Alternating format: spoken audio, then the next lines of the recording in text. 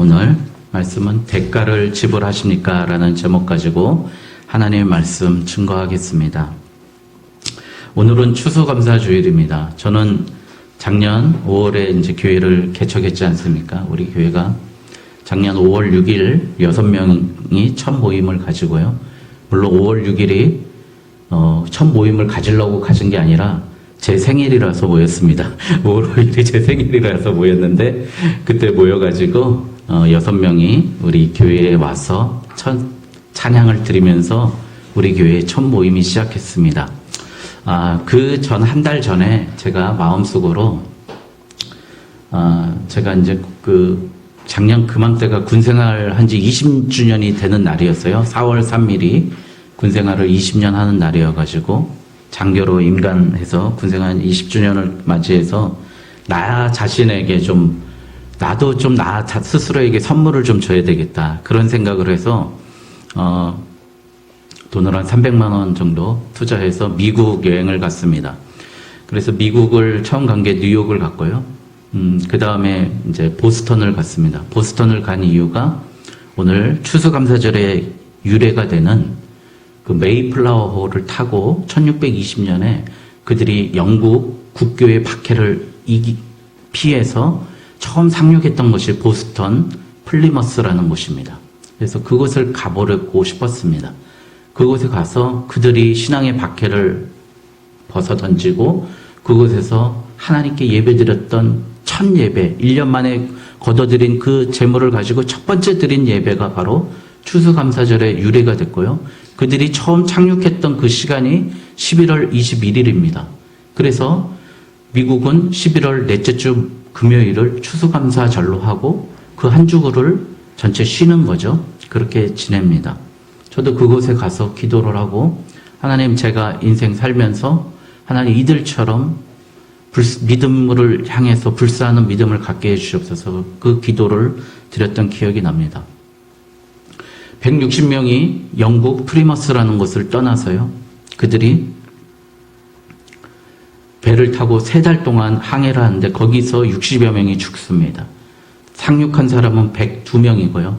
102명 중에 1년 동안 살다가 그 풍토병에 걸려서 일을 할 줄도 모르는 사람들이 밭을 일구고 가꾸다가 또 인디언의 습격을 당하면서 또 50여 명이 죽고요. 결국엔 52명만 남아서 1년 만에 그들이 인디안을 불러서 초청해서 같이 먹을 것을 나누고 모든 얻었던 곡식들을 인디안들하고 인원수에 맞춰서 똑같이 나누고 예배드렸던 것이 바로 추수감사절입니다.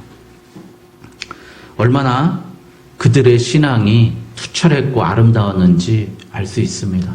자기의 원수를 품고 그들에게 먹을 것을 나눴던 청교도들이었습니다. 여러분, 청교도들은 지금도 그래서 미국이라는 땅을 이끌어가는 그런 정신적인 핵심 지주입니다. 그 미국의 가장 우월한 윤리적인 것을 이끌어가는 정신적인 사람들이었어요. 그들은 주일을 엄중히 지킵니다. 주일날 세상일 하지 않습니다. 주일 하루만큼은 세상일 엄격하게 버리고 예배를 드립니다. 오늘 이 추수감사절의 유래가 되는 초막절도 너희들 하는 모든 일을 정지하고 하나님께 초막절을 지키라고 레위기 23장에 나와 있습니다. 그래서 초막절을 지킬 때 그들이 어떻게 지키냐면 초막절이잖아요. 그게 초막절이 이스라엘 달력으로 보면 지금의 9월 중순경이 됩니다. 곡식을 모두 다 수확해가지고요. 그것을 하나님께 드리고 풀초자로서요. 나뭇가지, 종려나무 가지 이렇게 생겼어요. 종려나무 가지가 바로 이렇게 생겼어요.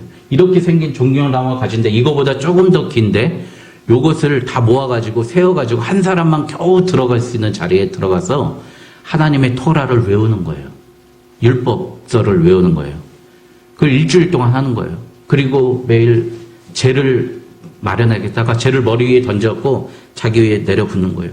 나는 티끌과 같은 존재입니다 라고 회개하면서 하는 게 바로 초막절이고 지금 우리가 말하는 추수감사절입니다.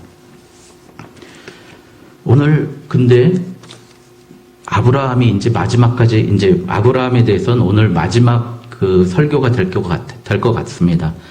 아브라함에 대해서 설교하면서 왜 추수감사절을 얘기할까 여러분 좀 의아할 수도 있지만 오늘 무슨 내용이냐면 사라가 127세에 죽었습니다. 아브라함하고 사라하고는 10살 차이가 나요. 그럼 아브라함은 137세인데 여러분 성경에서 여성이 몇 살까지 살다가 죽었다라고 나온 사람은 성경에서 유일하게 사라밖에 없습니다. 믿음의 어머니니까 그런 거예요. 그런데 사라가 죽어서 아브라함이 슬프며 애통했다고 그럽니다. 여러분 얼마나 사라가 마음이 아프고 아브라함이 마음이 아프고 힘들었으면 애통했다고 그래요. 슬퍼하며 애통했는데 여러분 그렇게 생각이 들어요. 아브라함의 생애를 보면 사라를 떠나서는 생각할 수가 없는 생애였습니다.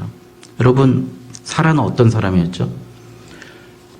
하란이라는 살기 좋은 곳에서 아브라함이 갑시다. 그러니까 가나안으로 갈 때 아무 말 없이 순종했습니다. 그리고 이집트로 먹을 것을 얻기 위해서 도망갔을 때 아브라함이 자기 아내를 내 누임이다 그러면서 팔아버립니다. 그런데 사라는 순종합니다. 사라는 하나님을 믿었던 사람이에요. 하나님의 구원하심을 믿었기 때문에 바로에서 살려내서 종들과 가축들을 가지고 다시 살아나서 나오는 부활의 신앙인이었습니다. 또 아비멜렉한테 아브라함이 또 팔아먹습니다. 그래도 사라는 다시 살아 돌아옵니다. 여러분 그 아내 사라를 보았을 때 아브라함의 마음이 얼마나 애통하고 슬펐을까 그렇게 생각을 합니다. 저는 우리 이따가 얘기하겠지만 저희 어머니도 존경하지만 우리 사모님도 존경하는데 사모님은요 아내는 그거라고 생각을 해요. 남편은 달리는 차고 기차라면은 아내는 철길이에요. 길이에요. 내가 갈 수 있는 길을 놔주는 게 아내고요. 어머니예요. 따지고 보면. 여러분 그래서 아내가 엉뚱한 길로 가면 안 돼요. 여러분. 길을 잘 닦아놔야 돼요. 남편이 잘 걸어갈 수 있도록 길을 잘 닦아낼 수 있는 힘이 있어야 됩니다. 여러분 그 길이 뭡니까? 바로 예수님입니다. 예수님을 따라갈 수 있는 그 길을 아내들이 잘 닦아놔야 됩니다.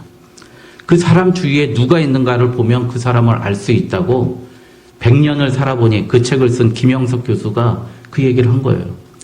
이승만 정권이 완전히 말도 안 되게 엉뚱하게 가고 있을 때 허정이라는 사람, 과도정보 수반이죠. 그분이 충언을 하기 위해서 대통령 각하 이러면 안 됩니다. 충언을 하기 위해서 찾아갔는데도 편지를 썼는데도 그 주변에 있던 이기붕 이런 사람들 이경재 아닙니다. 이정재가 자꾸 가로막은 거예요. 차단하고 막고 못 만나게 해줬어요. 그래서 이승만이 결국엔 쫓겨나고 하와이로 망명 갔을 때 허정과 만남이 있습니다. 그럴 때 뭐라 그러냐면 왜 이제 나를 찾아와서 그때 이런 얘기를 해주지 충언을 해주지 왜 이랬습니까? 이승만 대통령이 얘기를 하니까 허정 씨가 대통령 주변에는 다 나쁜 사람밖에 없는 거예요. 내가 충언을 하고 싶은데도 다 나쁜 사람이 가로막아서 나를 핍박하고 못 가게 막았다는 거예요. 여러분 그러니까 나의 가장 가까운 데 있는 사람이 누구야? 배우자지 않습니까? 남편이지 않습니까? 자녀지 않습니까? 어떤 사람과 같이 길을 걷느냐가 그 사람의 인생을 결정한다는 겁니다. 여러분 아브라함이 있었던 근거는 아브라함이 그 모든 길을 만든 거는 바로 사라였다는 겁니다. 여러분 그러니 우리 오늘 아브라함이 그 사라를 장사하기 위해서 헷 족속을 만납니다. 가장 좋은 굴을 마련하기 위해서 헷 족속을 만나요. 헷 족속이 지금의 우리가 잘 아는 히타이트 족속입니다. 히타이트 족속 철기 문화를 가장 먼저 발견했던 히타이트 족속을 만납니다. 그래서 여러분 그에게 가가지고 이렇게 얘기를 합니다. 나는 나그네요 거류하는 자니 당신들 중에서 내가 매장할 소유주를 주어 나의 죽은 자를 내 앞에서 내어다가 장사하게 하시오. 그렇게 헷족속에게 얘기합니다. 그런데 헷족속이 이렇게 얘기해요. 6절에 보니까 내 주여 들으소서 당신은 우리 가운데 있는 하나님이 세우신 지도자이시니 우리 묘실을 마음대로 택해서 공짜로 가져가세요. 이렇게 얘기를 합니다. 여러분 아브라함은 겸손했지 않습니까? 나는 나그네고 거류하는 자다. 사실은 아브라함은 그렇지 않아요. 여기서 62년 동안 살았고요. 가나안에서 62년 살면서 그는 그들에게 이제 거의 대통령과 같은 존재가 된 거예요. 내 주여라는 걸로. 마이 로드라는 거는요, 왕께 하는 얘기예요. 왕이여 들어서서 우리는 절대 당신에게 어떠한 것도 받을 수 없습니다. 절대 못 받습니다. 어떠한 저희 아무거나 찾아서 취하십시오라고 이야기를 하는 거예요. 그런데 아브라함이 오늘 이 말씀에 13절에 오늘 보니까 다 같이 다시 한번 읽을까요? 시작.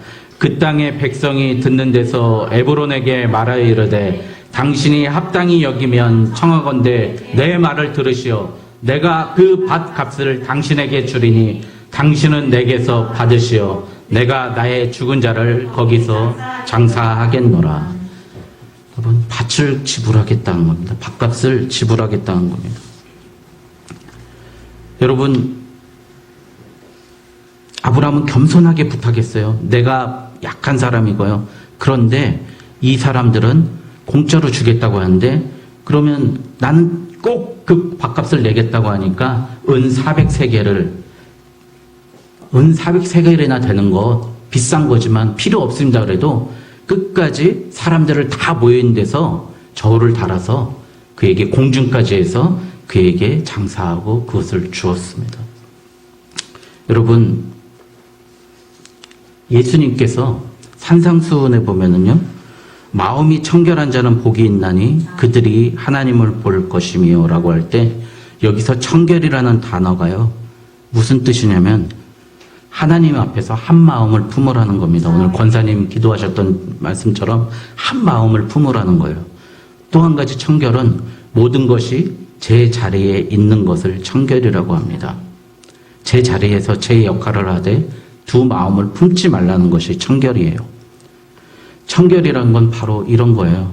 무례하지 않고 공짜 좋아하지 않고 자신의 노력만큼만 기대하고 있어야 할 곳에 내가 있는 것.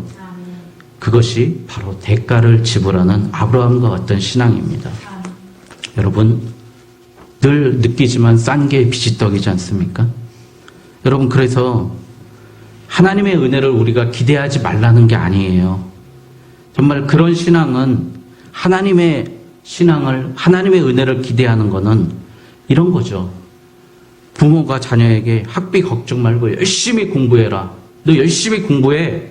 아버지가 뒷바라지 해줄게 라고 할 때 공부할 여건과 후원을 해주는 것, 그것이 부모님의 은혜예요. 그러면 공부를 하는 건 누가 해야 됩니까? 여러분, 내가 해야 되는 거예요. 내가 감당할 몫이라고요. 내가 감당할 그 몫까지 하나님이 해주세요 하면은 이게 바로 불한당이에요. 이 불한당. 불 아니 불자, 땀 한자. 땀 안 흘리고 거저 먹겠다고 하는 사람이라는 거죠. 부모님이 수능시험 대신 봐줄 수 없는 거지 않습니까? 여러분, 그래서 우리에게 주어진 건 우리에게 믿음의 대가를 치르는 겁니다. 우리를 하나님께서 소명의 자리로 보내주셨습니다. 그때 주어진 길을 성실히 가야 합니다. 제 자리에서 두 마음 품지 말고 가야 합니다. 그래서 바울은 이렇게 고백합니다. 내가 선한 싸움을 싸우고 나의 달려갈 길을 마치고 믿음을 지켰으니 이후로는 나를 위하여 의의 면류관이 예비되어 있으므로. 누가 달려간다고요? 내가 달려가야 돼. 그 길을 달려가야 한다고 얘기했던 겁니다. 바울이 디모데후서 4장 7절에서 8절. 그래서 오늘은 우리 인생이 아름답고 풍성하게 살아갈 수 있는 방법, 바로 대가를 지불하는 방법, 어떤 대가를 우리 인생에서 지불해야 될까 이야기를 나누도록 하겠습니다. 세 가지로 나누려고 합니다. 첫 번째 정말 죄송하지만 정말 중요한 겁니다. 물질의 대가를 지불해야 됩니다. 레위기 23장 37절에 이것들은 여호와의 절기라 너희는 공포하여 성회를 열고 여호와께 화제를 드리니 소제와 희생제물과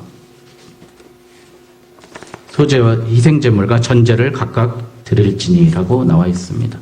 여러분, 번제, 짐승을, 어린 양을 3일 전에 미리 준비해 놨다가 불을 태우는 게 번제고요.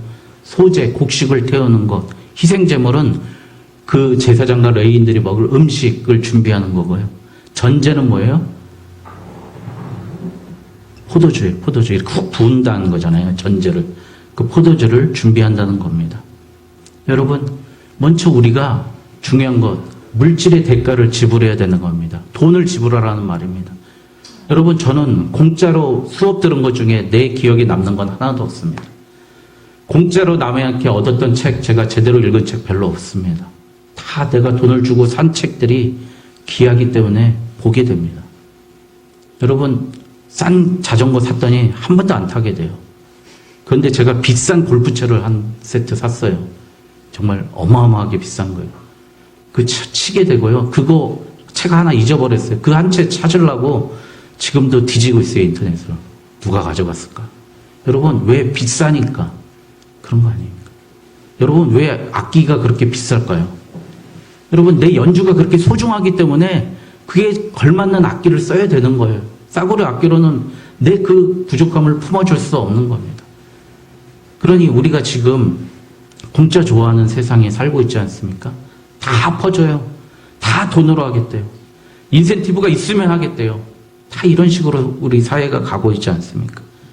여러분, 물질의 대가를 치르는 것. 내가 무엇을 하기 위해서 분명히 물질의 대가를 치러야 됩니다. 오늘 하나님께서 아브라함에게 명령하신 은 400세겔은 네가 의미 있는 것, 그것을 주었을 때 거래가 성립한다는 거예요. 봉사하는 사람들은 한계가 있어요. 그러나 돈을 지불하고 하는 사람은 뭔가 틀려 있다는 거죠. 여러분, 그것입니다.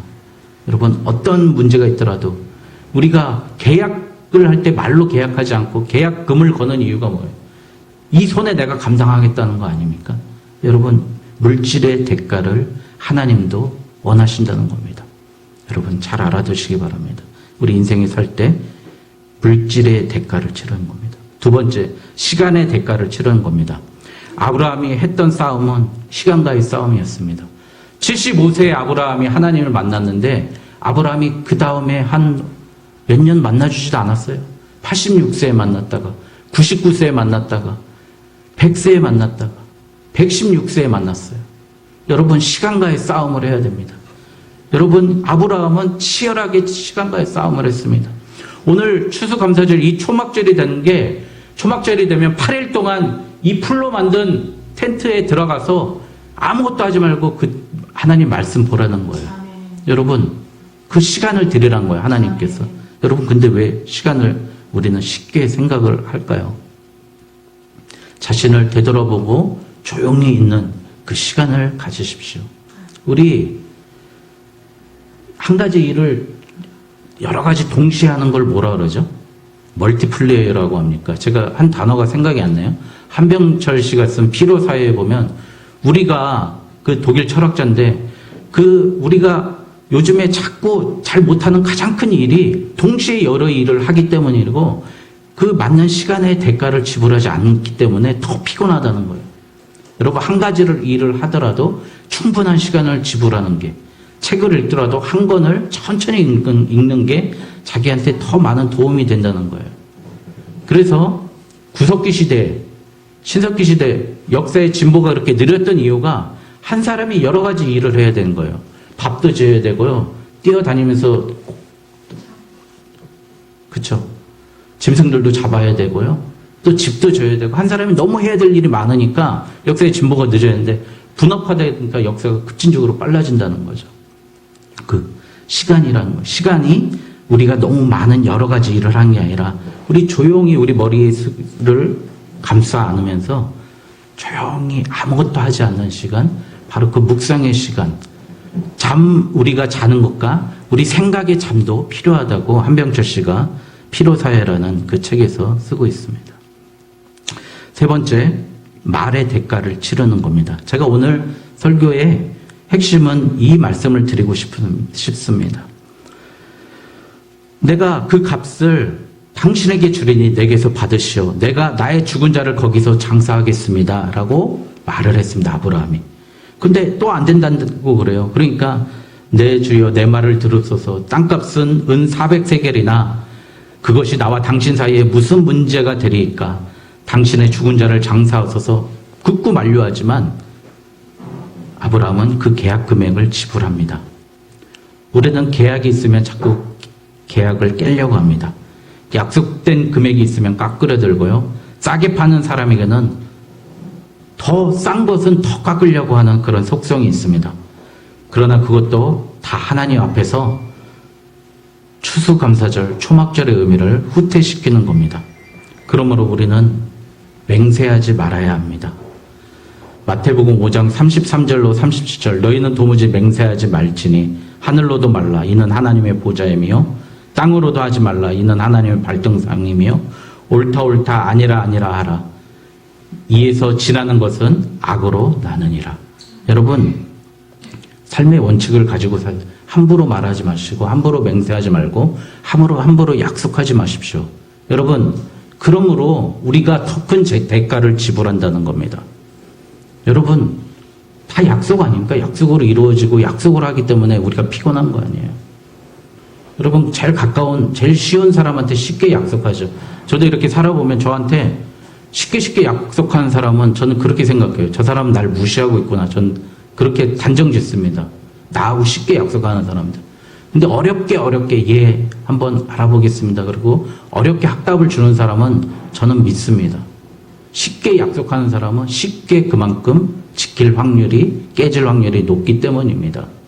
여러분 우리 가정에서 가장 약속 쉽게 하는 게 누구죠? 바로 자녀입니다.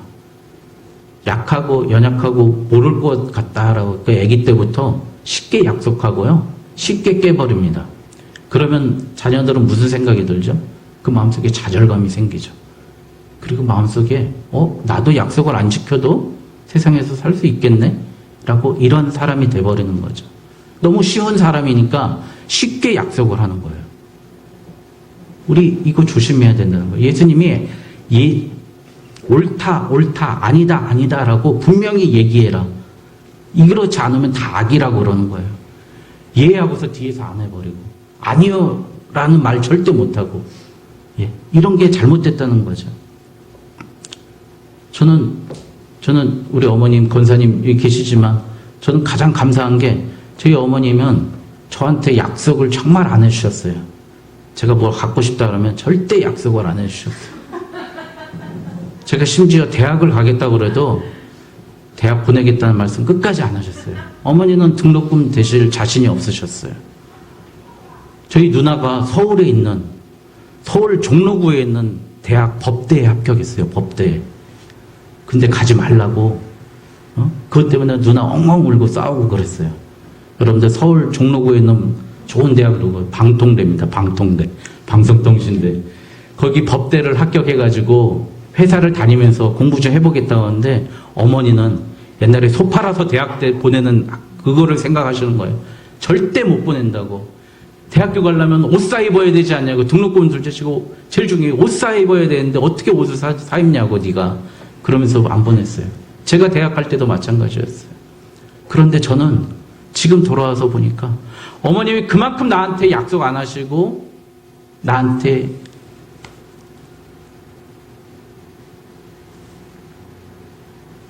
어떠한 약속도 하지 않으셨던 그 모든 것들이 저한테 너무 감사했어요. 그렇기 때문에 저는 기대하지 않고요. 그렇기 때문에 저는 어머니께 바라는 게 없었어요.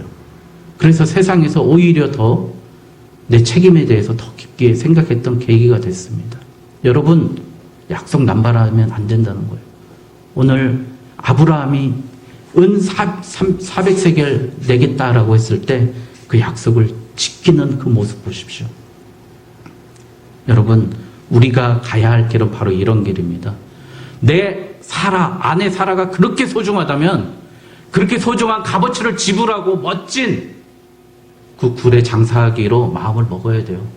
그 대가를 치러야 된다는 겁니다. 제가 말씀드렸지만 하나님은 이미 우리가 가야 될 모든 길을 예비하시고 준비하셨어요. 그 길을 준비하셨다고요. 그 가는 거는 내가 가야 되고 내가 그 일을 성취해야 되는 줄 믿습니다. 여러분 그게 믿음이고 신앙이에요. 그것마저도 달라고 나는 누워서 사과 떨어지기만 입 벌리고 사과 떨어지기만 바라고 있는 신앙, 우리 신앙 아닐까요? 혹시 여러분 다된 밥만 좋아하는 그런 신앙 아닐까요? 여러분 우리가 오늘 추수감사절 때 하나님께 다시 한번 할 것은 하나님께 맹세하지 말고요. 하나님께 사람들에게 약속하지 말고요. 하나님 앞에 쉽게 약속하지 않고 하나님 어렵습니다. 힘듭니다. 할 수 없지만 제가 하나님 열어주시면 그 길 가겠습니다. 작은 부분이라도 약속하고 그것을 따르는 저와 여러분 되시길 주님의 이름으로 축원드립니다. 기도하겠습니다.